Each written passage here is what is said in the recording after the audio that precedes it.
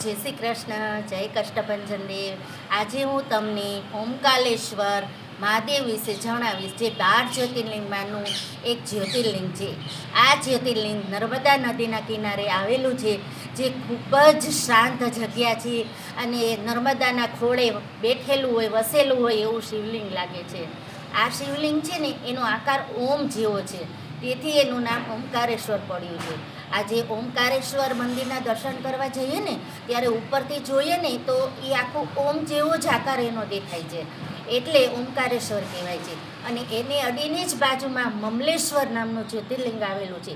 કહેવાય છે કે ઓમકારેશ્વર અને મમલેશ્વરની જો દર્શન ન કરીએ તો આપણા 12 જ્યોતિર્લિંગનું જે 12 જ્યોતિર્લિંગના દર્શન કરીએ એ સંપૂર્ણ થતા નથી.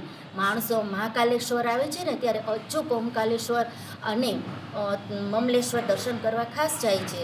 બીજું એવું કહેવાય છે પૌરાણિક કથામાં કે જ્યારે દેવો અને દાનવો વચ્ચે અમૃત માટે જ્યારે યુદ્ધ થયું હતું, જે સમુદ્ર મંથન થયું હતું, એ સમુદ્ર મંથનમાંથી જ્યારે પ્રગટ થયું છે એ આ ઓમકાલેશ્વર મંદિર છે, જે સ્વયંભૂ શિવલિંગ છે. એને આપણે 12 જ્યોતિર્લિંગમાંનું એક ગણીએ છીએ અને ખૂબ જ પવિત્ર સ્થળ છે. જરૂરથી એકવાર ઓમકાલેશ્વર જજો અને ત્યાંની શાંતિનો અનુભવ કરજો.